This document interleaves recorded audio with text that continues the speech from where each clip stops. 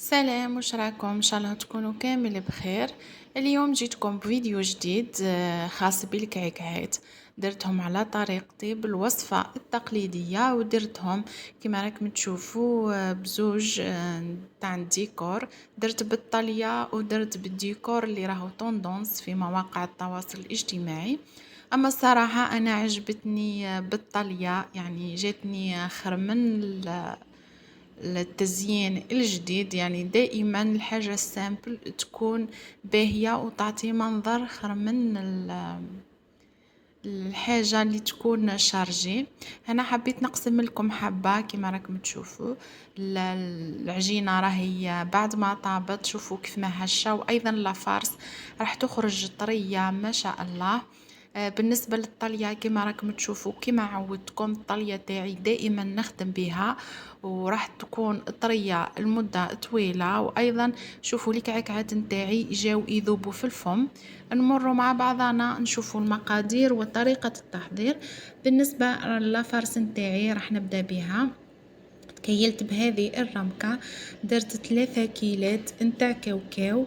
هنا بالنسبة للكاوكاو شريته بلا قشور، جيت دخلته للفرن هكا سخن لي شوية برك باه نقدر نرحيه، وخرجته رحيته في اشوار ما رحيتوش بزاف، وضفت عليه كيلة ناقص اصبع نتاع السكر العادي، ومن بعد خلطتهم مع بعضهم وراح نفرغهم في الاشوار ونعاود نرحيهم ونعاود نفرغهم.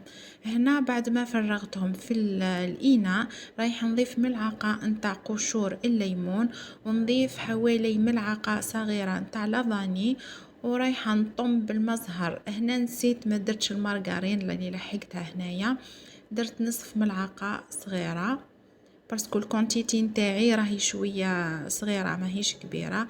نخلط هكذايا بالاصابع نتاوعي حتى اللي تدخل المارغرين في الكاوكاو وباقي المكونات. من بعد نبدا نطم بالمزهر. بالنسبه للمزهر رايحين نبقوا نضيفوه مرة على مرة ونضيفه بشوية حتى نتحصلوا على القوام المطلوب. رايحين نشوفوا القوام نتاع لافارس نتاعنا مع بعضنا. هنا ضروري تعجنوا بيديكم حتى يذوب لكم هذاك السكر نتاعكم شويه. هذا هو السر نتاع لافارس نتاعكم باه تجي معسله. هنا هذا هو القوام نتاع لافارس نتاعي، رايحه نخليها تريح شويه ومن بعد نرجع لها. بالنسبه ليا انا خليتها مده 4 ساعات فقط ومن بعد رجعت خدمت بها. هنا بالنسبة للعجينة عندي درت 3 كيلات، كيلت بهذه الرمكة اللي هي أكبر من الرمكة اللي درت بها الكاوكاو، ومن بعد رايحة نفرغ عليها كيلة نتاع سمن ذائب وبارد مع شوية نتاع مارغرين ذايبة. نضيف ملعقة نتاع لافاني قرصة نتاع ملح وزوج ملاعق نتاع اللحظة بودر. راح نخلط المكونات مليح مع بعضها. بالنسبة للملح ضفت نصف ملعقة صغيرة نتاع قهوة. هنا كما راكم تشوفوا هذه هي الكيلة اللي كيلت بها السمن، يعني كيلة ناقص ربع نتاع السمن، والربع الباقي درته مارغرين ذوبتهم مليح وخليته حتى يبرد شوية، ومن بعد فرغته هكذايا على الخليط نتاعي نتاع الفرينة، ورايحة جيست هكذايا بيديا نبسس الفرينة نتاعي مليح بهذه الطريقة. يعني ما نعجنوهاش، جيست نبسوها ونمروها هكذايا على يدينا حتى تتبسس لي مليح.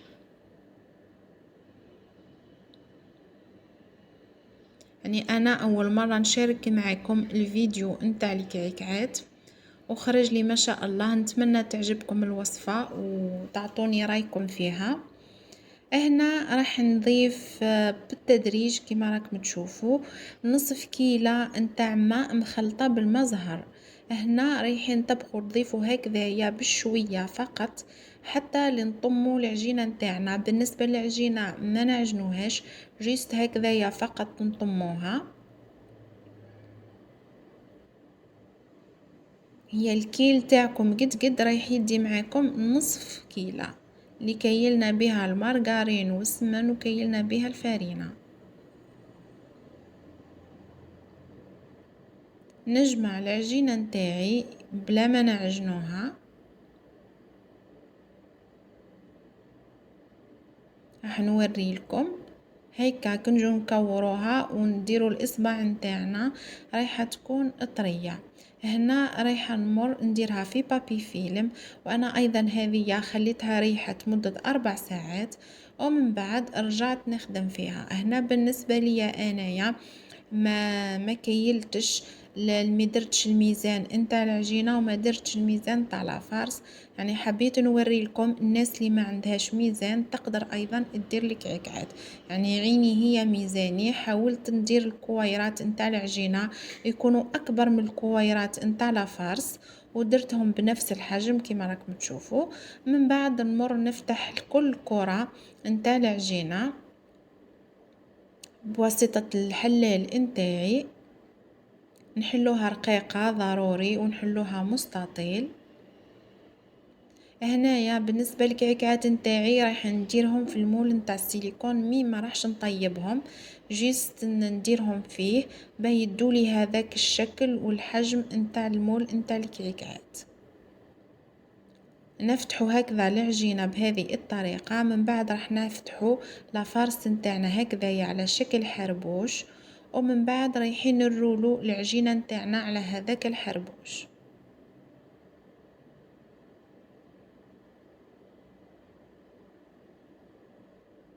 هكذايا. نحاول نغلق من الاسفل العجينه نتاعي ونرولي هكذايا العجينه حتى نتحصلوا على حربوش نتاع عجين بهذه الطريقه.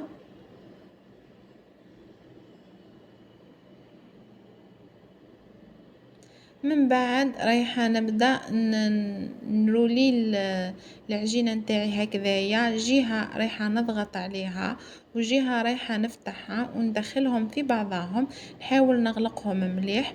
من بعد رايحه نديرها في المول نتاعي نتاع السيليكون هكذايا ونضغط بالاصابع نتاعي.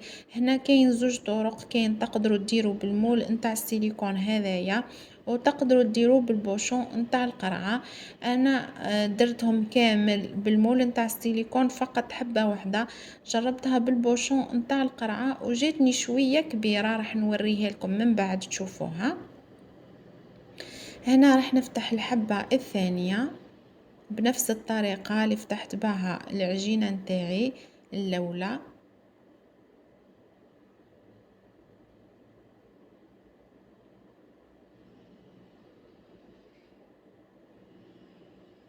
يعني ضروري العجينه كي تفتحوها تكون رقيقه. ورايحه ندير لافرص نتاعي ايضا على شكل حربوش، رايحه نحطها في الوسط نتاع العجينه وبنفس الطريقه رايح نرولوها، ومن بعد رايحين نضغطوا عليها بالاصابع نتاعنا ونحاولوا نشكلوها على شكل دائره.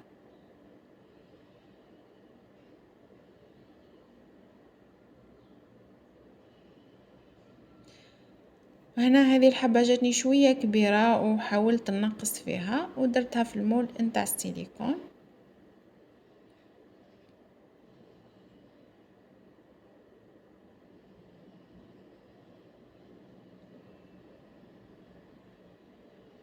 هنا حبيت نجرب معاكم واحدة نتاع عرايش باسكو جامي جربتها في القناة.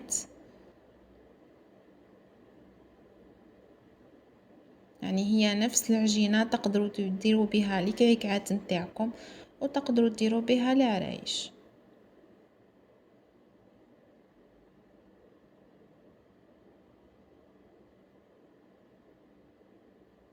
ان شاء الله المرة الجاية نديرو فيديو تفصيلي على العرايش. انا حبيت نجرب فقط.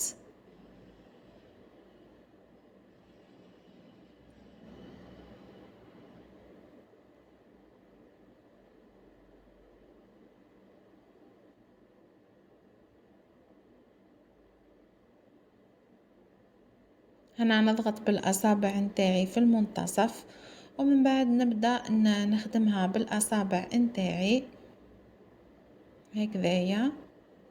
يعني كاين اللي يحب يديرها رقيقة بزاف، وكاين اللي يحب يخليها شوية خشينة.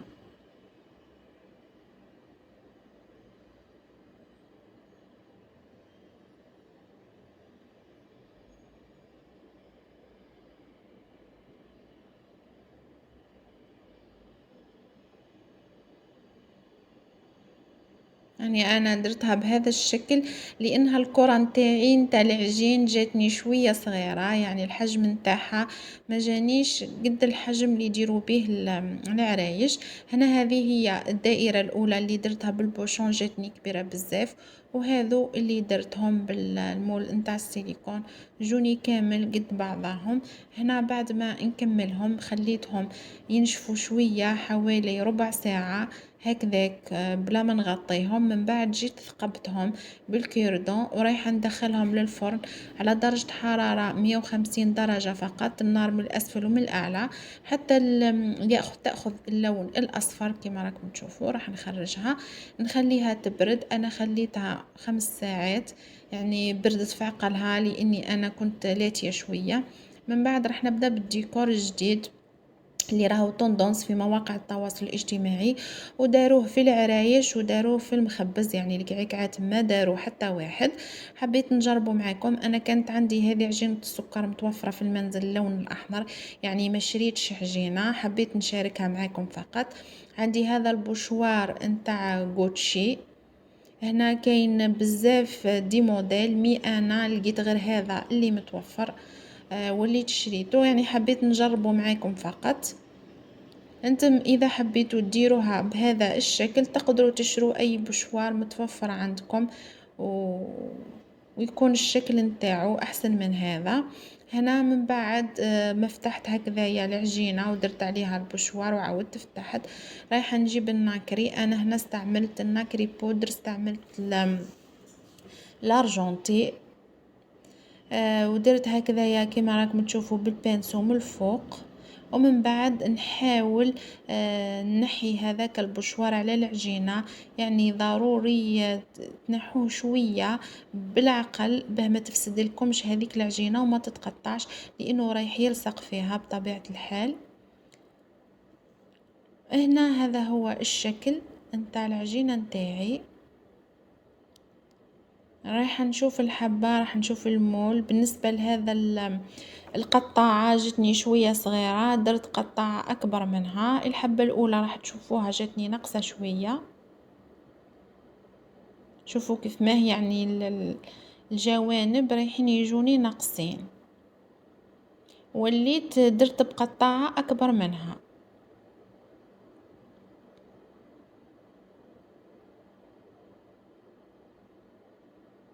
هنا بالنسبة هنا راني قطعت بقطاعة أخرى أكبر منها، ودرت الحبة نتاعي كما راكم تشوفوا راني ندهن فيها، دهنتها بلا جولي باه تلصق لي احسن العجينه، باسكو الاولى كانت شويه متعبتني ما لصقتليش ليه. هنا تقدروا ديروا العسل، تقدروا ديروا لا جولي، يعني كيما حبيتوا، المهم حاجه تشد هذيك العجينه. من بعد بهذه الطريقه راح نغلفها.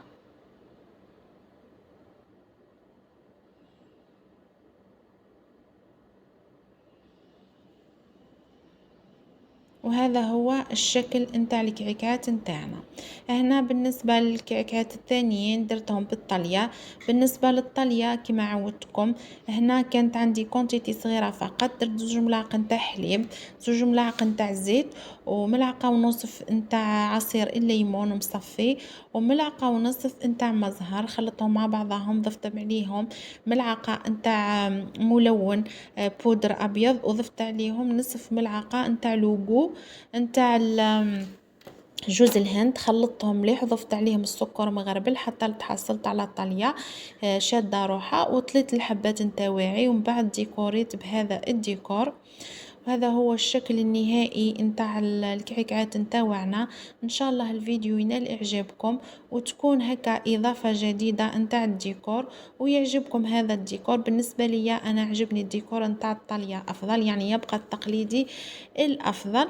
ونتلاقاو في فيديو جديد ان شاء الله. ما تنسونيش تعطوني رايكم في التعليقات نتاع الديكور الجديد، وأيضا نتاع الطلية ونتاع لافارس نتاع الكعكات نتاعي. ومع السلامة.